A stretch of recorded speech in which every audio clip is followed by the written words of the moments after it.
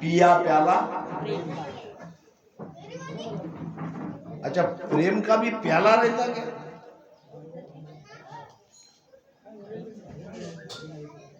पानी पीते हमने देखा, प्रेम पीते नहीं देखा। मगर हमारे रामसनी भाई प्रेम को पीते हैं, भजन में प्रेम लगाते हैं। यही है प्रेम को पीना, प्रेम का प्याला पीना। प्रेम प्याला पीजिए दूजा रस छाड़ो, तामस तिमर मिटाए के चरणाचित गाड़ो। चरणाचित गाड़ो। चित्त को कहाँ लगाना है? किसके? सदगुरु। सदगुरु के।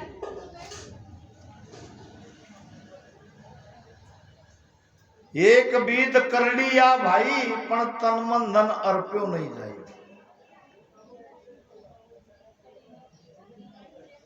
महाराज ने मेहर के अंग में बड़ी अद्भुत बात लिखी है। क्या लिखी है जरा सोचो। इन पंक्तियों को सुन के अपने आप को निहारो। क्या हम इसमें बैठ रहे क्या? अगर केवल राम राम से हो जाता तो इतनी अद्भुत वाणी महाराज अपने लिए नहीं छोड़ते। भजन के साथ और भी चाहिए, कुछ मिलाना है, कुछ जोड़ना है, कुछ अपनी तरफ से कोशिश करनी है। वो क्या है? जो राजा से हेत सरब कापे घर माई। राजा रहता ना, राजा से क्या करते हैं लोग? प्रीत करते हैं, क्योंकि राजा उनका पालनहार है, उनका रक्षा करने वाला है। जो राजा से रेत सरब कापे घर माई, चाकर सबे अधीन हुक्म लोपे नहीं कोई। चाकर कैसे रहते? मालिक के अधीन रहते, मालिक का वचनों का पालन करते हैं। मालिक ने दिया हुआ आदेश उसको लोपते नहीं है। अंतर रहे भय भाव रात दिन अंग न भूले। सदगुरु के प्रति शिष्य का क्या कर्तव्य है, कैसे रहना है, ये गुरु महाराज समझा रहे। अंतर रहे भय भाव, अपने सदगुरु के प्रति अंतर में, भीतर में रात दिन भय का भाव रहना चाहिए। भक्ति में भय जरूरी है। अगर डरे ही नहीं, डरने वाले को निर्भय किया जाता है। अब किसी को कोई डरे ही नहीं तो उसका कौन क्या करेगा? एक व्यक्ति जा रहा था, रास्ते में चल रहा था, उसके पीछे कुत्ता लग गया। कुत्ते लगते ही है। अब कुत्ता उसके पीछे पीछे भागा, वो आगे आगे दौड़ने लगा, कुत्ता उसके पीछे पीछे दौड़ने लगा। आगे से दूसरा कोई आदमी आ रहा था, उसने पूछा, भाई क्यों दौड़ रहे हो? कुत्ता मेरे पीछे लगा है। कुत्ते से डरते हो? हाँ भाई, कुत्ते से डरता हूं। नाम क्या है तुम्हारा? नाम है शक्ति सिंह। शक्ति सिंह नाम है। पिताजी का नाम क्या है? शमशेर सिंह। अब शक्ति सिंह शमशेर सिंह होके भी कुत्ते से डरते हो? कम से कम अपना नाम का तो ख्याल रखा होता। तो संसार में हम इन छोटी छोटी बातों से डरते हैं, मगर काल से नहीं डरते। जब तक काल से नहीं डरोगे, भक्ति नहीं कर सकते। काल को डरने के लिए, काल से डरने के लिए, काल से निर्भय होने के लिए आपके अंदर 3 प्रकार के भय जरूरी है। गुरु डर, हरि डर, जगत डर। गुरु डर हरि डर जगत डर, डर करणी का साथ, रज्जब सोई उबर्या गाफिल खावे मार। गुरु डर, गुरु का डर चाहिए, क्योंकि गुरु के डर के बिना भक्ति नहीं कर सकते। आपके ऊपर कोई शासक चाहिए जिसके डर के कारण आप भजन भक्ति में लग जाओ। अब जहां तहां मैं जाता हूं, देखता हूं अनुशासन कितनी है। सत्संग के नियम है, कुछ कहना नहीं चाहता हूं, कह देता हूं कि जब तक कोई वक्ता प्रवक्ता व्यास गद्दी को छोड़ता नहीं, ये व्यास गद्दी है, और सब संतों का धन्य होता नहीं, तब तक सत्संगी को आसन नहीं छोड़ना चाहिए। ये नियम है। संत जब तक बैठते रहते हैं आपको बैठना पड़ेगा, संत उठे तो आपको उठना पड़ेगा, क्योंकि ये नियम है। आया उठ खड़े सो आगे, आया उठ खड़े सो आगे, उठा के संग उठे, उठा के संग उठे,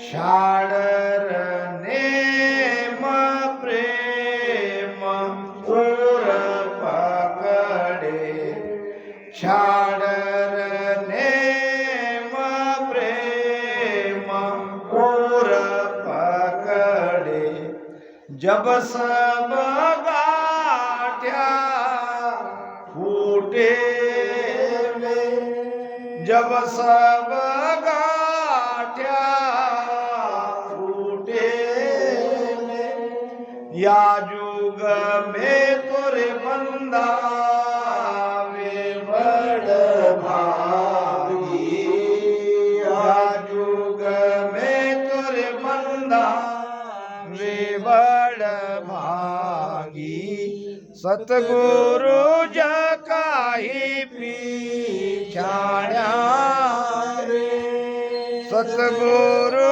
जकाही पीछाण्या रे। यह है रीत, यह है परंपरा। यह केवल ध्यान करने से नहीं होगा, आपको धारण करना पड़ेगा, ज्ञान समझना पड़ेगा। सत्संग उसके लिए नहीं, नहीं सब सार भजन में आ गया, मैं भजन ही करता हूं। फिर भजन के अलावा महाराज ने ये क्यों कहा है, मन मारो माया छोड़ो ममता राखो घेर, कुबुद दलाओ कामना सास सूरत दिस फेर। जो बीच में आड़े आ रहे हैं उनको मारना है आपको, और वो मरा कि नहीं ये आपको भी देखना है। आया ऊट खड़े हो आगे, ऐसे संत आ रहे हैं और आप बैठे रहे, शोभा देगा? मर्यादा में आएगा ही बात है। अगर बैठे हैं तो हमको डर नहीं है। काल के डर से बचाने वाले संत सामने आए हैं और हम बैठे हैं। आया ऊट खड़ो हुए आगे, आधा घंटा सत्संग और होगी, आपकी कोई बात नहीं सुनी जाएगी, आपको पहले ही इसकी अरेंजमेंट करनी चाहिए थी। तो बापू ने कहा इसलिए मैं बैठा। थोड़ा सा विशेष चलेगा। हाँ, मोबाइल अंदर रख दो। नहीं नहीं नहीं, क्योंकि आपने सत्संग का आयोजन किया था, आपको इसकी तैयारी पहले ही करनी थी कि हमको सत्संग होना कि केवल भोजन प्रसाद करके ही निकल जाए। दोस्त नहीं भाई, अपना दोस्त है। गोरक्षनाथ मच्छिंद्रनाथ जी के शिष्य थे। गोरक्षनाथ शिष्य थे। एक जगह कहीं सत्संग हो रही थी और सत्संग में दोनों गुरु शिष्य जा रहे थे। गुरु को लग गई भूख, बड़ा प्यारा दृष्टांत है। गुरु को लग गई भूख, कहने लगे गोरक्ष मुझे भूख लगी है, कोई न कोई व्यवस्था करो। हाँ गुरुदेव। ना कहने की आदत नहीं थी। जो सत्शिष्य है वो ना कहीं नहीं सहेगा, गुरु की आज्ञा में ही रहेगा। देखा इधर उधर एक किसान था, अपने गाड़ी में ककड़ी जैसा कोई फल था वो ले जा रहा था। उसको मतेरा कहते मारवाड़ी में, हमारे बंजारी भाषा में मटकादरा कहते हैं। डोथरा नहीं बड़ा रहता, अच्छा रहता खाने के लिए। डोथरा के ऊपर डोथरा का तो वो आया, गोरक्षनाथ ने कहा भाई मेरे गुरुदेव को भूख लगी है, थोड़ा सा ये तुम्हारे खेत का ये दे दो। किसान कहने लगा ये सत्संग के लिए है, संतों के लिए ही प्रसाद है और उसके लिए ले जा रहा हूं, कृपया आप आयोजकों को कहिए, मुझे क्यों धर्म संकट में डालते हो। गोरक्षनाथ ने कहा आयोजक कुछ नहीं है, मेरे गुरु को चाहिए, उसको भूख लगी है, उसको दो। डर गया। सामने जो तेजस्वी महात्मा दिखे, अगर इनका कहना नहीं मानूंगा तो अभी बुरा बुला हो जाएगा, श्राप दे देंगे, डरता है। ले भाई नहीं मानते तो। ये एक दूसरे संत ने देख लिया जो सत्संग में था, और वो किसान के जाने के पहले ही सबको कह दिया कि अभी जो संतों का प्रसाद आ रहा है उसको झूठा कर दिया गया है। क्या कहा? झूठा कर दिया गया। बीच में ही किसी ने किसान से मांग लिया और किसान ने दे दिया। अब वहां जो महात्मा जी थे जिसके अंडर में सत्संग हो रही थी, वो बड़े क्रोधित हो गए, संतों का प्रसाद झूठा कर दिया। ये जानते नहीं, समझते नहीं। थोड़ी देर कुछ कहा, फिर आ गए दोनों गुरु शिष्य, गुरु गोरक्षनाथ, गुरु मच्छिंद्रनाथ और गोरक्षनाथ। सभा बैठी थी, सत्संग सभा, और मच्छिंद्रनाथ जी का, गोरक्षनाथ जी की महिमा चारों तरफ हो चुकी थी, सब जानते थे ये कितने बड़े योगी है। हजारों लोग बैठे थे, उसमें से मच्छिंद्रनाथ जी को आते देखकर होना तो यूं चाहिए था, सबके सब उसके सम्मान में खड़ा रहना चाहिए था, मगर ऐसा नहीं हुआ। मुश्किल से 10-20 लोग खड़े हुए और बाकी सब बैठे। गोरक्षनाथ ने देखा मेरे गुरुदेव का इतना बड़ा अपमान, उनके सम्मान में खड़े नहीं रह सकते। मुख से वचन निकला गोरक्षनाथ के कि खड़े सिद्ध बैठे पत्थर। क्या कहा? खड़े सिद्ध और बैठे पत्थर। वचनों में ताकत थी, रिद्धि सिद्धि जानते थे।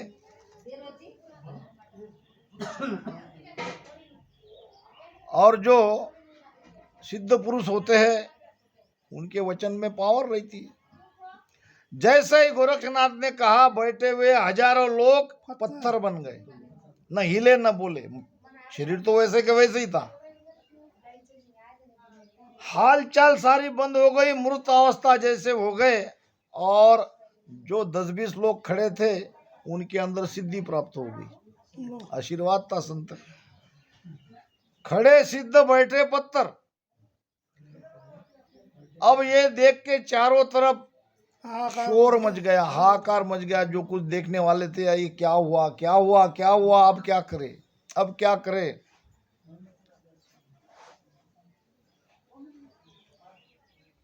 सब के सब जाके, और भी रहते हैं कार्यकर्ता, जब ये सब देखा तो सबसे सब जाके मच्छिंद्रनाथ के चरण में गिर पड़े।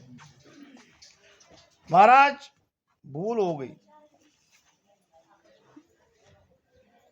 मच्छिंद्रनाथ ने कहा मेरी माफी मांगने से कुछ नहीं होगा, मुझे तो गुस्सा आया नहीं। मुझे कहा गुस्सा आया, मैंने कुछ कहा क्या? गुस्सा तो मेरे शिष्य को आया, गोरखनाथ को, उसको कहो। गोरखनाथ के तरफ गए। गोरखनाथ ने कहा यहाँ के सबसे बड़े जो संत है जिनके अंडर में यह सत्संग हो रही है वो कहाँ है? अब वैसे जिनके अंडर में सत्संग होती है वो सभा में पहले नहीं आता है, वो तो बाद में आता है, वो आने के थे।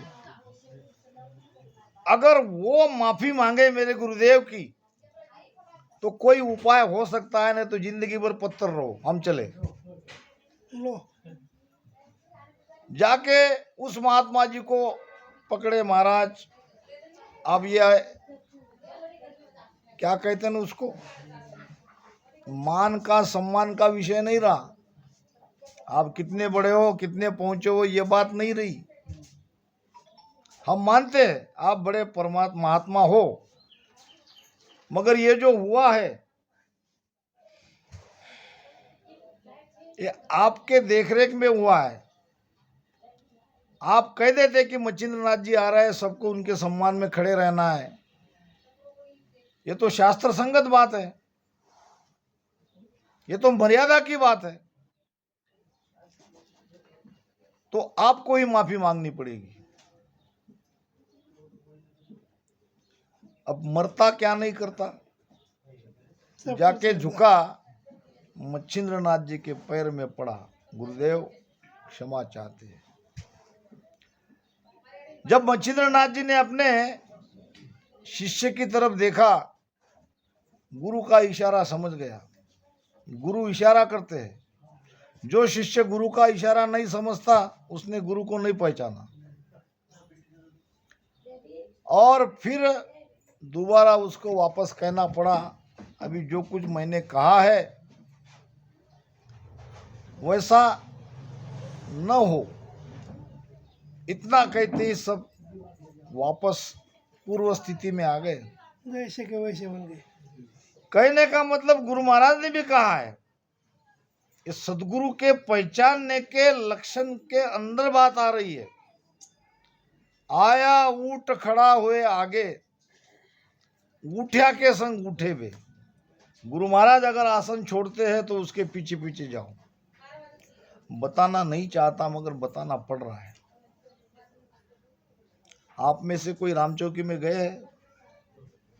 बहुत से गए। बहुत से गए। हमारा मेन धाम तो रामचौकी है। अभी तो बहुत विशाल बन रहा है, उसके पहले की बात कह रहा हूं आपको। ऐसे हॉल में हजारों रामसनी बैठे रहते हैं। कोई हरजस गाते हैं, कोई भजन करते हैं। और जब महात्मा जी व्यास गद्दी पर आते हैं तो वहां 4 दरवाजे थे उस समय। थोड़ी सी आहट हुई तो लोग दरवाजे तरफ देखते, महाराज इधर से आ गए क्या। इधर आहट हुई तो इधर देखते, महाराज इधर से आ रहे क्या। सबके सबके मन में डर रहता। वही एक भाव था कि गुरु महाराज आते कहां से है। जिधर से आए सबसे पहले मैं उनको प्रणाम कर लूं, सबसे पहले मैं उनको देख लूं। ऐसा कम से कम 1.5, 2, 3 घंटा चलता है इंतजार। यह है तड़प। क्या वो पहले आ सकते नहीं? आ सकते थे, मगर आपको तड़पाना है। आप तड़के बिगर वो सत्ता आपके अंदर उतरती नहीं है। आप कितना गुरु के प्रति भाव रखते हो, कितना मानते हो, यही कारण है। और 2-3 घंटा इंतजार समाप्त करने के बाद जैसे ही गुरु महाराज आते हैं वहीं से लोटपोट हो जाते हैं, झुक जाते हैं। 150 को तो उसी में भजन लग जाता है देखते ही। करने वरने की बात तो अलग है। यह प्रभाव है उस गद्दी का, उस जगह का, उस सत्ता का। क्या हमने कभी हमारे गुरु को इतनी महत्व उनको दिया। हमने तो उनको अपने गांव का ही समझा, अपने पास का ही समझा, जब चाहे उनको बुला लो। इसी से तो काम नहीं हो रहा है। यही तो बात है, ये सत्ता प्रकट करती कैसे है?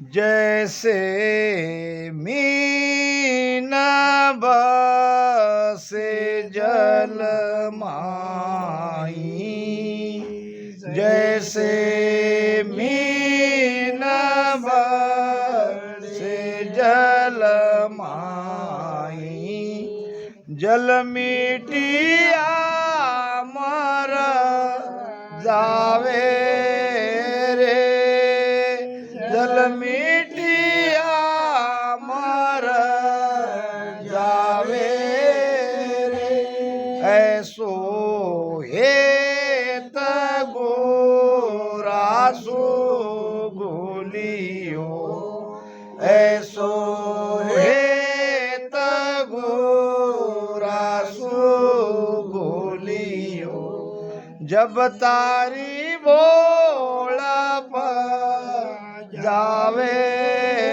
रे, जब तारी धोल जावे रे, सुन शीस जोगत मुगत की मैं भाता, सुन शीस जोगत मुगत की मैं भाता।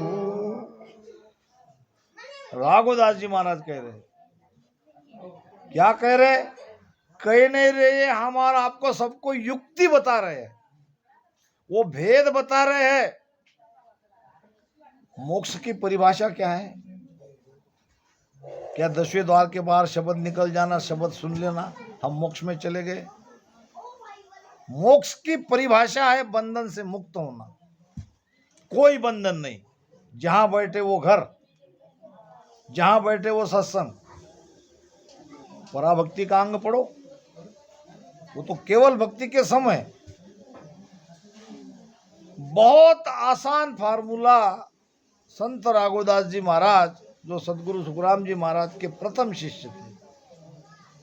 सुन शिष्य जुगत मुगत री मैं भाकू, युक्ति बताता हूं मुक्ति की। मुक्ति नाम वैकुंठ नहीं, बंधन से मुक्त होना, उसको मुक्ति कहा है। आप बंधन से मुक्त होना चाहते हैं तो मेरे पास से युक्ति लो, मैं युक्ति बता रहा हूं। क्या युक्ति है? सूरत गुरा सामे राखो रे। पहला ध्यान गुरु मूर्ति का करना चाहिए, किसी ने बताया नहीं, हम वाणी में लिखा है। निराकार की सेव कर आकारी गुरु भाव। सेवा किसकी करनी है? निराकार की। निराकार पे भाव रखोगे क्या? जो कोई वस्तु दिखती नहीं है उसके ऊपर भाव कैसे रखोगे? भाव के लिए आपको कोई वस्तु नजर आनी चाहिए, और वो है आपके हमारे सबके सदगुरु, जिससे आपने भेद लिया है, जिसको आप मानते हो, जिसकी आप शरण में हो, जिसकी आज्ञा पालन करते आए हो, वो आपके लिए आपका सदगुरु। घट भीतर दर्शन देऊ मम मूरत निराकार, बाहर गुरु उपदेश दे सो मेरो आकार। मेरे दो रूप है, एक आकार एक निराकार। जो घट के अंदर शब्द जगता है वो मेरा निराकार रूप है, और जो मेरे ज्ञान का उपदेश देता है, जो मुझ तक पहुंचने का भेद बताता है, प्रयास करता है आपको उस देश में लाने का, वो मेरा आकारी रूप है। तो निराकार की सेव कर आकारी गुरु भाव। पहले ध्यान तो हमें हमारा गुरु का करना चाहिए। शास्त्र भी इसकी साक्ष्य देते हैं। क्या देते हैं? ध्यान मूलम गुरुर मूर्ति, पूजा मूलम गुरुर पदम, मंत्र मूलम गुरुर वाक्य, मोक्ष मूलम गुरुर कृपा। सब कुछ गुरु पे ही छोड़ दिया है। सुन शिष जुगत मुगतरी में भाकू सूरत गुरा सामे राखो रे। इतना एक प्रमाण बता देता हूँ, फिर विषय हमारा समाप्त हो जाएगा। सत्य शब्द सुप्रीत गुड़ावो, यही उधर नारो नाको रे। नाका समझते क्या? नाका, पुराने जमाने में नाका रहता था। हाँ हाँ, चुंगी नाका। ये हम इधर आंध्र के तरफ कपास बेचने के लिए जाते तो वहाँ नाका रहता था ना। नाका का कुछ टैक्स देना पड़ता था, तब नाका से बाहर जाओगे, नहीं तो वहीं आपको रोक लेते थे। टोल नाका अभी है अभी टोल नाका, मोदी का टोल नाका है। तो मुक्ति का नाका है ये। अगर ये पार नहीं करोगे तो यहीं अटक जाओगे। आपको भी पावती फाड़नी पड़ेगी, और नाके जैसा ये नाका नहीं है। दो ही बातें करना है, सुन सी जुगत मुगतरी में भाकू सूरत गुरा सामे राखो रे। सूरत यानी क्या? सूरत यानी क्या? श्वास, लक्ष्य, ध्यान, आपकी चेतना हरदम गुरु में रहनी चाहिए। अगर शब्द जग गया तो शब्द में रहनी चाहिए, क्योंकि गुरु और शब्द दो नहीं है, एक ही है। शरीरधारी सदगुरु के माध्यम से ही वो शब्द आया है। सतपुरुषारी आरसी संतन की ये देह, लखा जो चाहे अलग को इसी में लख ले। संतों के वचन कह रहा हूं आपको। आरसी समझते हो? आरसी में क्या दिखता है? हमारा रूप दिखता है। वैसे हमको परमात्मा को रूप देखना है तो क्या है? कहां से लाओगे आरसी? सतपुरुषारी आरसी, ये बैठे सतपुरुष। संतन की देह यही आरसी है। लखा जो चाहे अलग को इसी में लख ले। उस अलग को लखना है कि इसको ही देखते रहो, रात दिन ध्यान इनका ही करो, इनकी मूर्ति को करो, इनकी सूरत की करो, इनका चेहरा देखो। ये झूठ थोड़ी कहा है संतों ने। सूरत गुरा सामा राखो रे, ये पहली बात। सत्य शब्द सुप्रीत गुलाओ। अब सत्य शब्द दो है, दो नहीं है वैसे, एक ही है, मगर प्रकार दो है।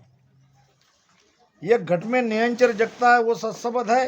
एक राम राम सत्शब्द है। अगर वो नहीं जगा तो राम राम पे आपको प्रीति करनी है, उसको ही शब्द समझना है। यही उधर नारो नाको रे, यही नाका पास होने का उपाय है। नहीं तो आपको वहां रोक दिया जाएगा। नहीं, मैंने बहुत भजन किया, मैं रात भर उठता ही नहीं हूं। कोई मतलब नहीं है भजन का। यहां इस चेक पे जिस गुरु का सिग्नेचर होगा वहां उसको प्रवेश मिलेगा। आपने चेक बनाया नहीं, गुरु का सिग्नेचर लिया नहीं, वहां कौन पूछने वाला है आपको? जैसे मीन बसे जल माई। एक है मीन नाम मछली, एक है कछुआ, एक है मेंढक। ये तीनों प्राणी कहाँ रहते? पानी में। तीनों पानी में रहते हैं ना, बराबर। जिस पानी में ये तीनों रहते हैं, वो जल अगर सूख जाए, इन तीनों में पहले कौन मरेगा? मछली मरेगी। मेंढक कछुआ नहीं मरते, वो तो कहीं चले जाएंगे, या जमीन के अंदर बिल में चले जाएंगे, मगर मछली गारा में रह सकते हैं, गारा में रह सकते हैं, पानी में नहीं रह सकते। या मीन नहीं रह सकती। क्यों नहीं रहती? मछली का पानी के जल के प्रति इतना अफाट प्रेम है।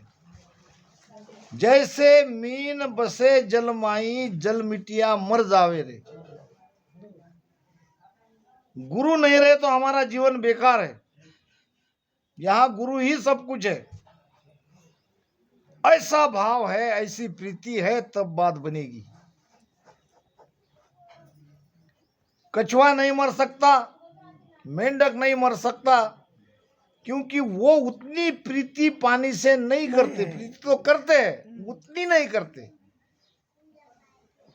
कि छूट गया तो हम जान दे देंगे, उतनी प्रीति नहीं।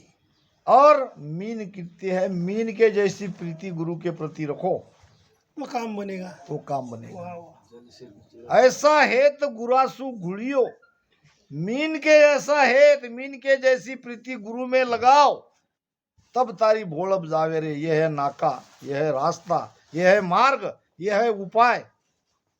और ये छोड़ के आप कितना भी भजन करते रहो, जिम्मेदारी से कह रहा हूं, कुछ नहीं होगा।